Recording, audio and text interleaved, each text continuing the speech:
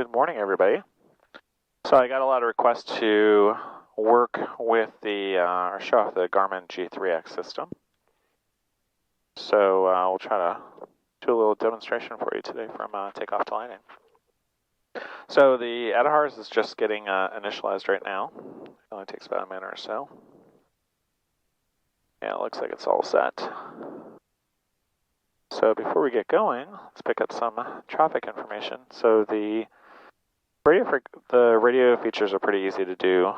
You can store your favorites, or you can just program them in or find closest, nearest airports based on your flight plan, recent ones you've used, or ones that I've saved. Hazardous weather information available on flight service frequencies. Advise on initial contact. You have information Kilo. Kilo. Mather Airport, information Kilo. Weather at 1500 Zulu. Wind 180 at 5. Weather is better than 5005. Temperature 17. Dew point 12. Altimeter 2986. Runway 22 left. 22 right. All right, 2986, so you can either type it in directly or you can use the soft key or the dial over here. All right, transponder set to ground. Set my ground frequency. And we're all set. So we're ready to go and get started. So let's go through the startup sequence. Start power on. Lane A on. Lane B on.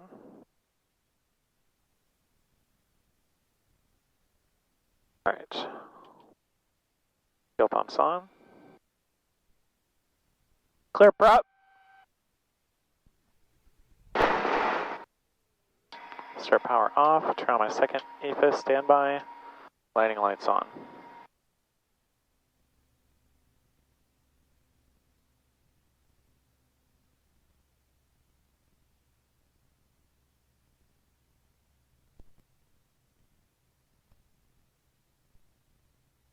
All right, so we're all set. So I'm going to go ahead and call up ground and get clearance to taxi.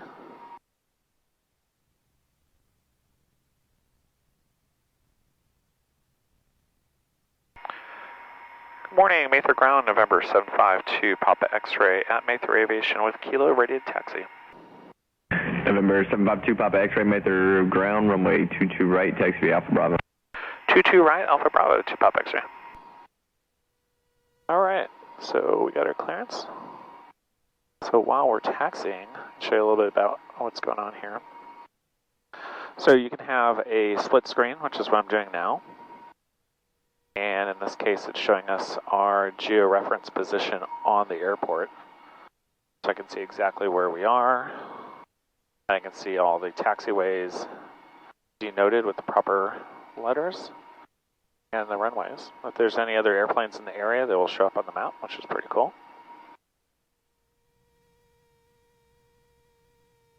All right, so I'm going to go ahead and turn you guys off, and then we'll come back on when we get to the run-up area.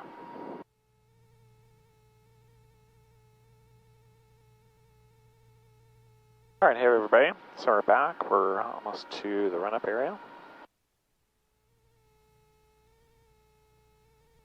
So the run-up on the Rotax 912 IS is pretty straightforward. I'll go through that for you.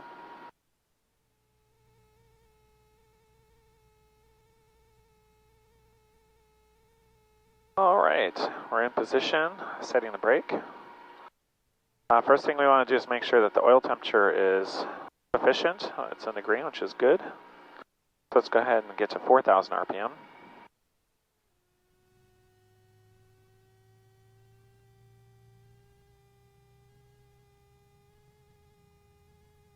All right, there we go. So we're going to turn lane A off, lose a couple instruments.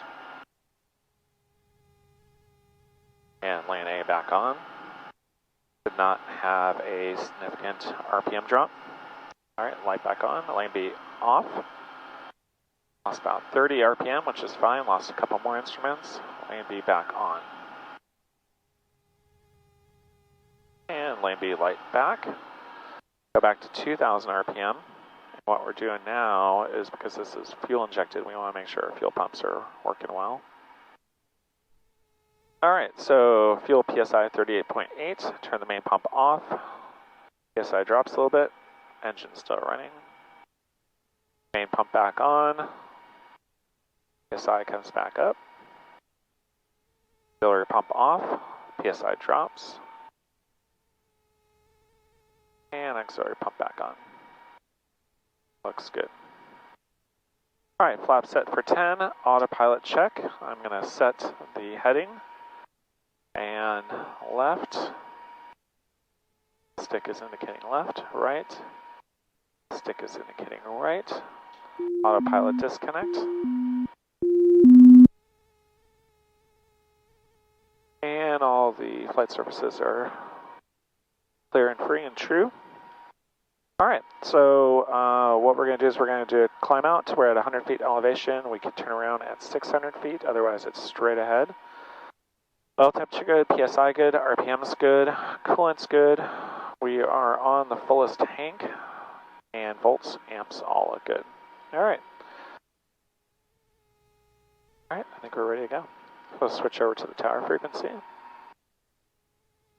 have a little button on the stick that will switch it, otherwise you can just click the primary and it'll go back and forth. Mayther Tower, Bristol 752 Pop X-ray holding short 22 right at Bravo 4 left turn out. 752 Pop X-ray, Mayther Tower, runway 22 right, clear for takeoff.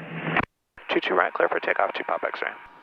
Alright, so I'm going to grab the center line and apply power. Should get about 5,000, 5,100 RPM. And we'll rotate right around 50 knots.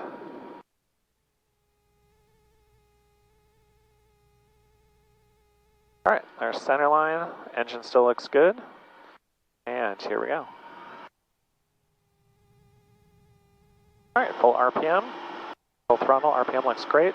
Down the runway, right throttle, or right rudder, 50 knots, and we'll start to rotate.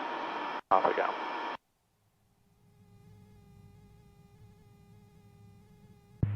Mayther Tower, King Air 900 Mike Tango. 100 feet, we'll take the 10 degrees out. 900 Mike Tango, go ahead. 0 Mike Tango, just wondering, can we pick up our clearance from you? 900 Mike Tango, negative. We'll contact ground 121.85. 21.85, 0 Mike Tango.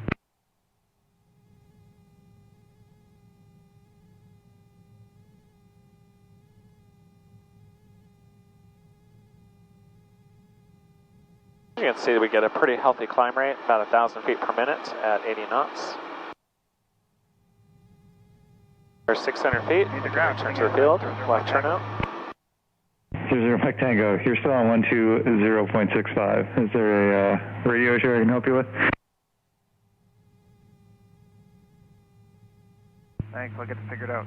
0 Mike Tango. 752 Papa X-ray, frequency change approved. Have a good day. Frequency change approved, thanks, 2 Pop X-ray. All right, so I'm going to go ahead and concentrate on flying here a little bit, get us into the practice area. Then I'll come back with you guys in a few minutes, and then we'll go over some of the features. A little bit. All right, hey everybody. So we're back, finally up to my cruise altitude at 6,500. And as you can see, we're doing a respectable 100 knot true at 4,900 RPM and just burning about 3.5 gallons of gas per hour. So let's go through a little bit through the G3X system. And on the left side, you can see is all the engine instruments, manifold pressure, RPM. We're in eco mode, which just means that it's controlling the fuel quite nicely. And our gallons per hour, oil pressure, oil temp, EGT, giving me the highest temperature on cylinder 4, manifold temperature, and my fuel quantity left and right. If I want to know any more information about this, I can just simply click on that, and then on the right side of the screen gets some more details, or get my fuel calculation as well. Okay, let's go back. Our primary flight display here, obviously, is a tape. All of our V speeds are noted on here. We can see our wind is at 3 knots, 250 magnetic. Our trim settings, our heading, and our artificial horizon with synthetic vision, our altitude bug, which I could set here, or I have through the Autopilot, I can set it as well. And then on the right side of the screen, you can set it for anything you want. In this case, I have the map view. We can do VFR charts, we can do IFR charts, we can do our waypoints, flight plan. In this case, I could put in my home airport, and I'll go ahead and give me some information back there. I can pick up full-time weather, radar, clouds, echo tops, winds aloft at any altitude that I want, temperatures aloft, lightning, storm cells, METARs, airmets, SIGMETs, TFRs, pilot reports, etc. There's a lot of weather information that's available to us. Terrain, I'm flying out to the flat stuff right now, so we're not going to see much. But if I were to zoom out here in a little bit, I could see that my current altitude, what my profile is, so I'm going to clear everything. But on the map, I can see where I'm going to hit stuff. So to this direction over here is the Sierras, so obviously we would hit some stuff. Alright, so let's go back to map. We're going to start flying into some MOAs here. So what I'm going to do is I'm going to use the Autopilot, and I'm going to just have the plane go ahead and just turn us to a new heading. I say it's doing a pretty good job. I'm not touching the stick at all.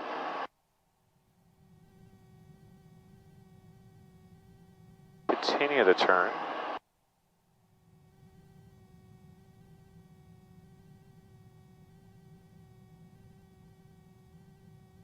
And the Autopilot's just going to set us up great.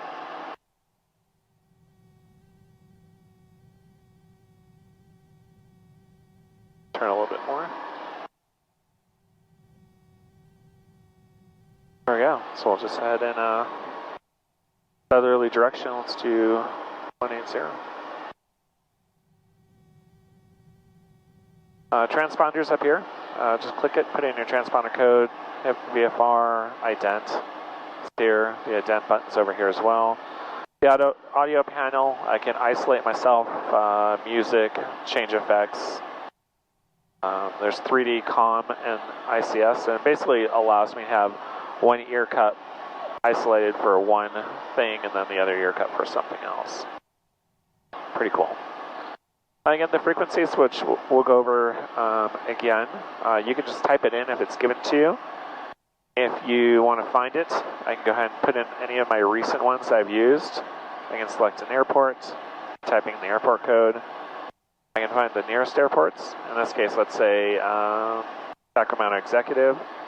Click on this and it'll give me all the frequencies for ATIS, ground, tower, Unicom, etc. For this airport, I can say, well, I want the information on it. I can see a picture of where it's at, the altitude, what kind of fuel that they have, bearing and distance, any frequencies that they have. I can take a look at the runways. And it's smart enough to know that the weather over at Mather would tell me that runway 20 is going to give me the best direction for landing. It can be a 4-knot headwind, 0-knot crosswind, which is pretty awesome. And then if you're coming at night, it tells you the frequencies for the lights, so I can click those on and off. If I want to pick up the real-time weather there, I can just go ahead and click weather. It'll pull up the observed about an hour ago. 4 knots, 200 degrees, visibility, sky clear. And if there's any other airports nearby, I'll give those to me as well. Any NOTAMs will show up on there. The AOPA directory will show up a bunch of information about flight schools and service and restaurants and whatever. And I can pull up the chart diagrams as well. That's pretty awesome. That's phenomenal stuff. Go ahead and keep hitting back here. Alright, so I normally fly with this particular setup where I have the primary flight display on one side and then the map display on the other. The map's got some pretty interesting stuff. Right now it's georeferenced to the direction I'm going. I can click on the compass and it'll switch to north. So if I want to just get a north view of that, click it again, it'll go switch back. I can see my airplane, and anything that's on the screen, I can pretty much just touch it and it'll give me some extra information. So for example, Rio Vista, I can click that It'll say Rio Vista, 23 feet MSL. If I want some more information on it, I can just click here, and now I get back to the airport information. I can get frequencies, runway, I can look at the weather there. It's 22, gusting 27. I'm probably not going to be flying there today, so it would not be a great place to land. But that's pretty amazing that we can get that stuff off there. Same works for anything else. I can zoom in here, and I see a couple planes out here. So I can click on this. First of all, it tells me -5, and it gives me the tail number, which is really cool. It's telling me it's 500 feet below me currently. I click on it, and it's telling me it's 6,150 feet. His course track and ground speed is 244. I have a trend line set up, so in this case it's a 2-minute trend line, and in about 2 minutes he's going to be right in front of me. So in this case what I'm going to do is I'm going to go ahead and deviate a little bit to the left and get out of his way. You see that trend line gives me a little bit more distance from him, so I'm not going to have to worry about him too much. So basically anything that's on here I want to click. This works for airspace as well, so I click on the alert area. It tells me where it's at, 6,000 surface. In this case I do have a Class C around here. I have Sacramento International. I click on any of the waypoints, I click on any of the tiers. It gives me the altitudes for those tiers. Pretty awesome. Now if I want to go somewhere, so for example if I want to go to Lodi Airpark, and just click on this, and then I can hit the direct button and just say, okay, yeah, that's kind of what I want to do. Activate, and then on the autopilot, I'll just hit the nav button, and off I go. I'll go ahead and turn on course, and it'll take me right to that airport.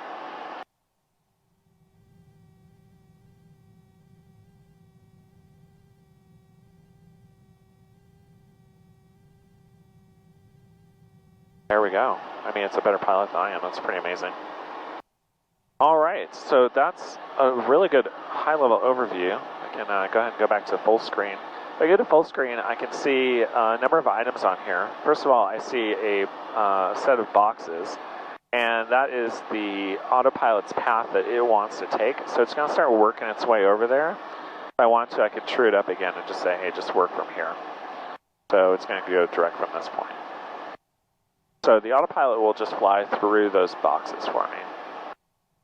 I can turn the autopilot off and hand fly it, and then the flight director will still display those boxes, so I can hand fly it just as if the autopilot were flying, which is pretty cool. So on this particular display, we have a couple chevrons. You see the green and the magenta ones. The green one is the actual attitude of the plane where it's pointing. The magenta one is the autopilot, where the autopilot wants the plane to be. So because it's flying, it's going to put it right where it wants to be. So those two should be fairly lined up. You notice that the magenta is colored in. It's solid. That means that the autopilot is working. It is taking control of the plane at this point. If I were to turn the autopilot off, which I'll do, so now I'm in charge, and you can see that those chevrons are now outlined. So it's just telling me that's what the flight director wants me to do, but I'm free to do whatever I want. If I come over here, those chevrons are going to tell me, hey, if you want to go where you want to be, you need to be back over here. So in this case, I'll go ahead and put us back into the right place where we need to be.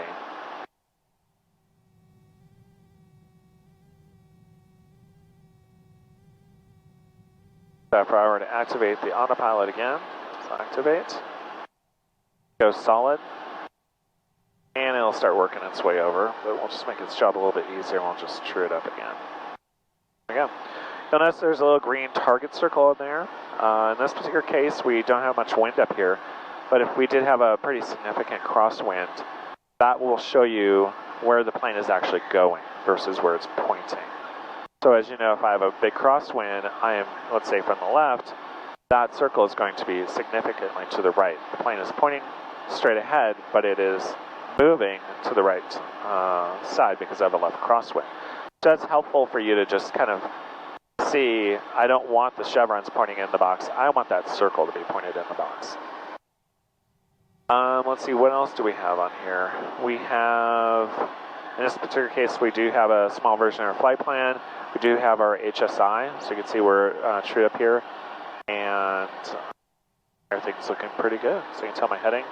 And I do get a small kind of ADS-B in version, so I can see what's around me as well. And I can click on any of these things. So if I were to click on this, it'll show that on the right-hand side screen. Same with the flight plan. If I were to click that, the flight plan shows up. Some cool stuff. So let's say we're on the map view, and let's say that I have some weather in a particular area and I want to get around it. But I still have my flight plan. I really don't want to disrupt everything. What I could do is say menu, graphically edit the flight plan, and then what it's going to do is just show me my rubber band around anything I want. So let's say I want a rubber band there. Create my user waypoint. Say OK. Save it. And now the plane knows I need to hit that waypoint. So now it switches and starts turning onto that waypoint for me.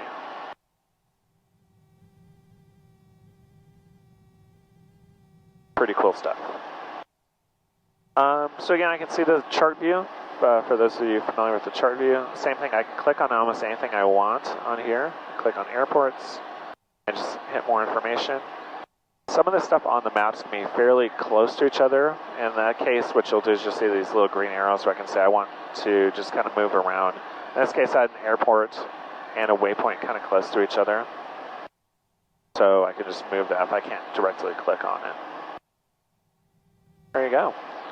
So that's a lot of the cool stuff on here. I think we'll call it, let's see. Oh, I forgot some of the stuff on top. So because I do have my waypoint information in here, it's going to give me some other cool information. So waypoint 5, distance to the waypoint is 7 miles. Distance to my destination is 12.5. My ETA is 4.5 miles. My fuel on destination is 15 gallons. You can configure these to be anything that you want. You can kind of see these on the flight plan as well. So on the flight plan, again, these columns, you can configure them. I just have a leg distance and leg ETE, so it's 7 miles to that, 4 miles. After that, it's another 4.5 or 4.8 miles, and another 2.5 minutes. So I can continue to add this as I want. So in this particular case, I am going to remove all of these. I'm going to add a waypoint, which is my normal airport. And I'm going to hit direct, activate.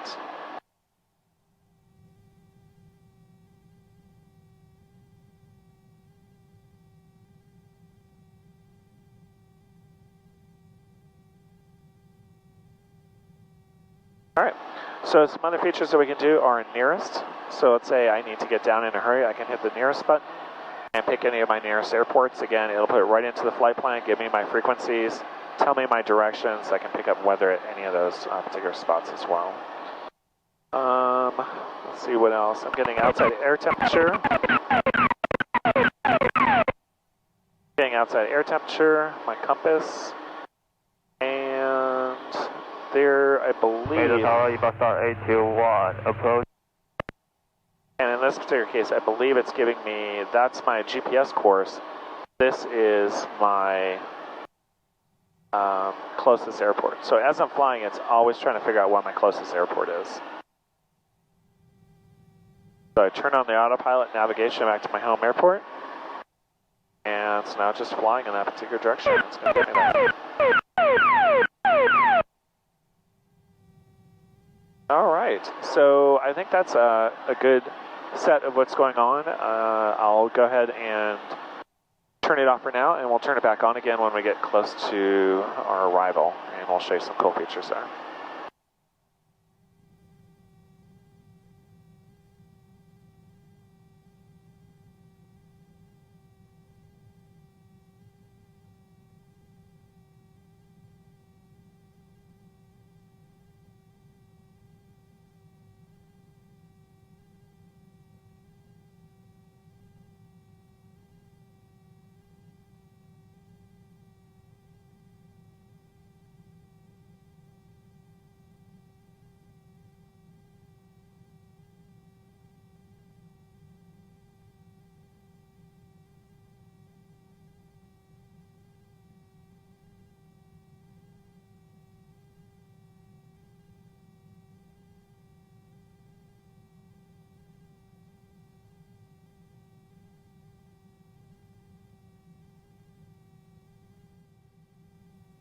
All right, so I'm back. Eva Star 807, clear of runway 22. All right, so I'm back, and what I'm going to do is I have the autopilot set to come back to my normal airport. As you can see, we're at 6,500. What I want to do is I want to get us down to pattern altitude, which is 1,100 feet.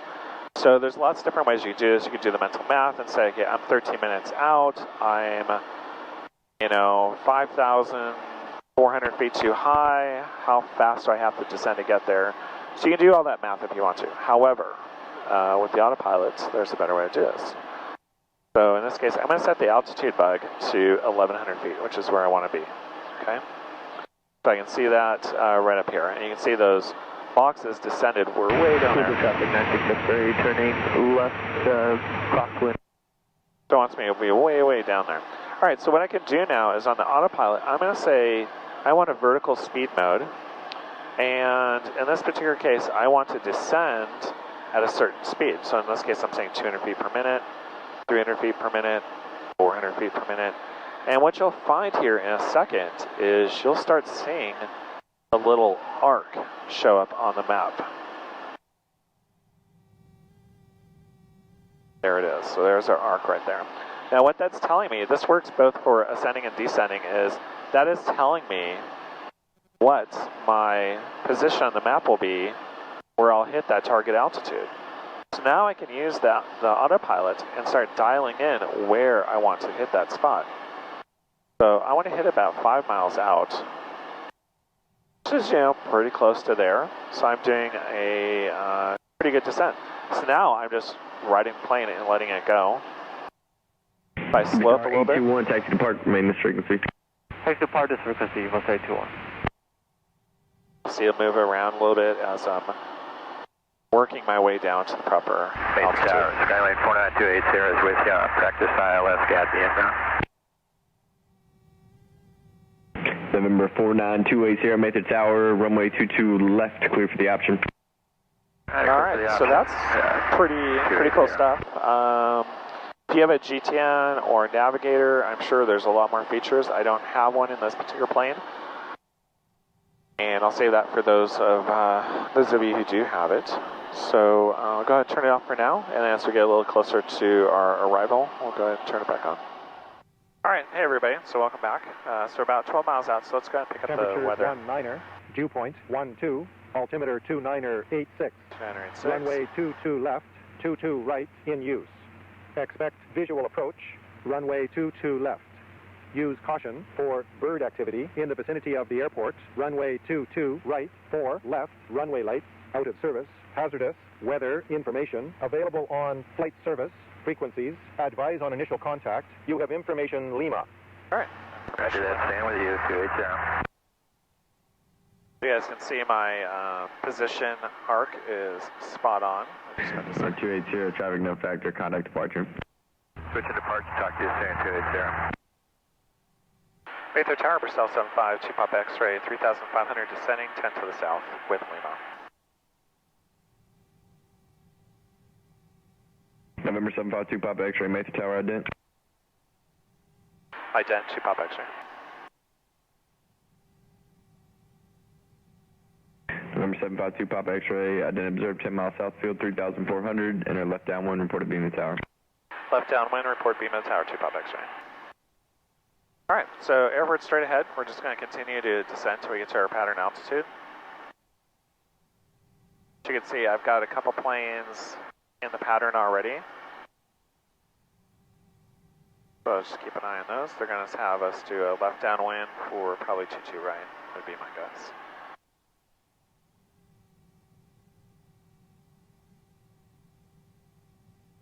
Lotus 83 Whiskey, Mesa Tower, runway 22 left, clear to land.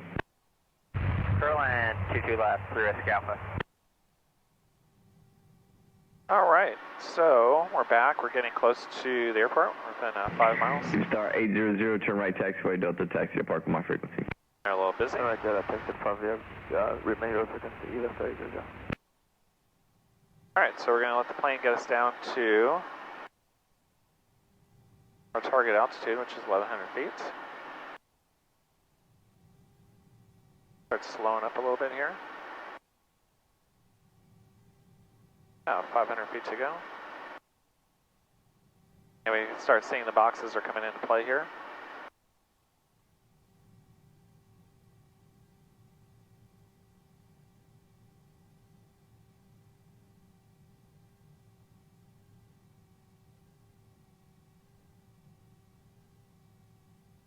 I'm going to have it start getting us into the right pattern. Heading. November 665 Charlie Whiskey, runway 22 right, clear for takeoff, straight out departure approved to Sacramento Executive. And we're within 100 feet. Charlie Whiskey, thank you. And the plane's starting to pitch itself up. And there we go. Look at that. That's pretty cool. All right, autopilot disconnect. I'll fly it the rest of the way here.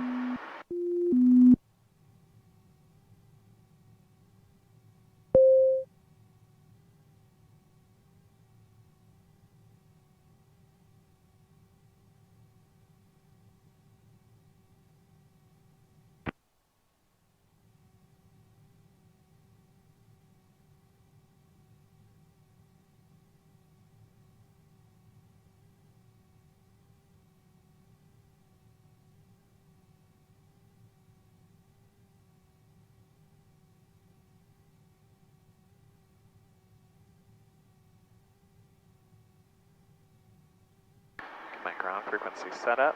Find user ground. Look at that. That was pretty easy.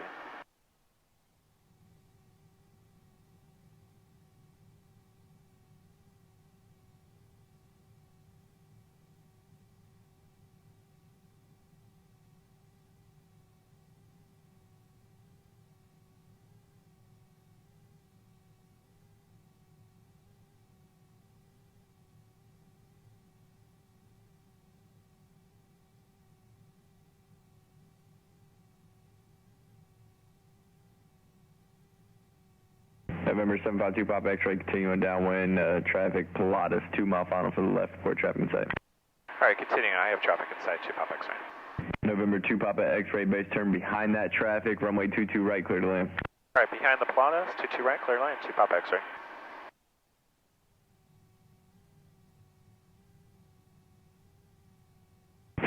Charlie Whiskey, contact Executive Tower. Have a good day. Executive Tower, thank you very much for help. Charlie Whiskey. All right, the Pilatus is almost a beam. Let's start getting down to flap speed. At 82, I'm going to put 10 degrees in. Pitch a little bit. And then 20 degrees. Trim.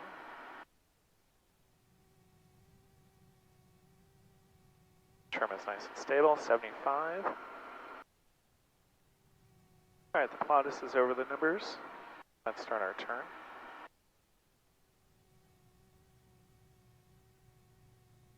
Their nose down a little bit. I have 22 right in sight.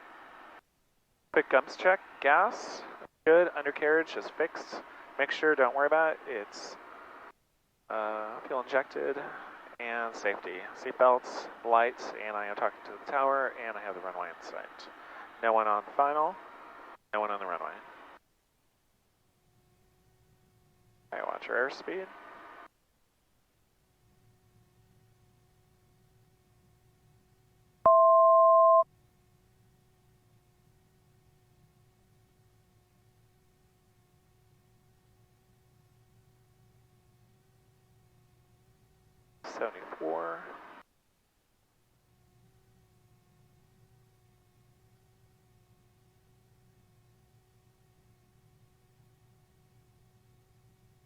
All right, start our turn to final.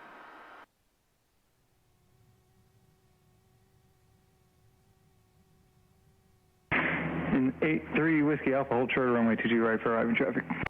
We'll hold short of 22 right, 83 Whiskey Alpha. Omega 71 Heavy, Mather ground, runway 22 right, taxi.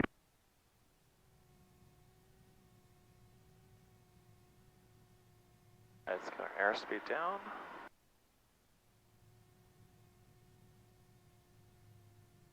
Yeah, right on the numbers. Speed's looking good. Slow down a little bit. Get our nose up.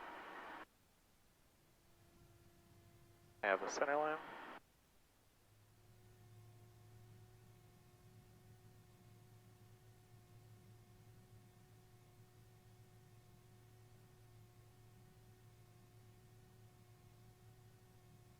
And because we've got a plane waiting for us, we'll just land a little long.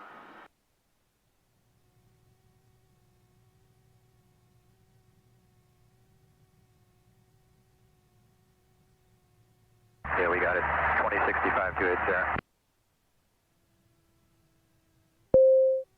49280, mid tower, go ahead.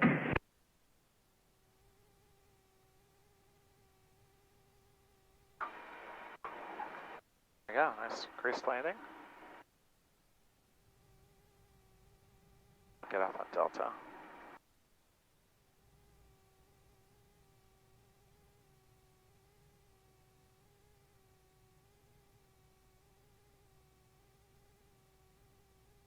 So 52 Pop X-ray, turn right on taxiway Delta and taxi to park via Alpha. Delta, parking, Alpha, 2 Pop X-ray, thanks for your help. 3 Whiskey Bravo, you cross runway 22 right at Delta, where are you parking today?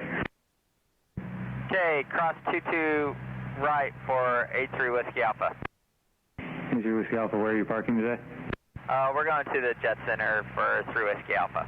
3 Whiskey Alpha, roger, you text Jet Center via taxiway Alpha, have a good day. Okay, we'll Clear take left, the Jet Center clear via right. Alpha, 83 Whiskey Alpha. Mesa Tower, Skyline 49280 is with you on the practice ILS 22 left, and that approach is going to terminate with a missed approach, please. 49280, mid tower, runway 22 left, clear for the option. The option 22 left, 280. All right, guys. Well, that was exciting. That was a lot of fun. Hopefully you got a good overview of the Garmin G3X system. As you can see, I've got 2 of them and a G5 backup, which is just a phenomenal setup. I honestly could not be any happier with Garmin in this particular case. So that's about it. If you guys have any questions or comments, go ahead and leave them. And if you want to see something else or any particular feature, let me know, and I'll try to get that for you. All right, talk to you guys later.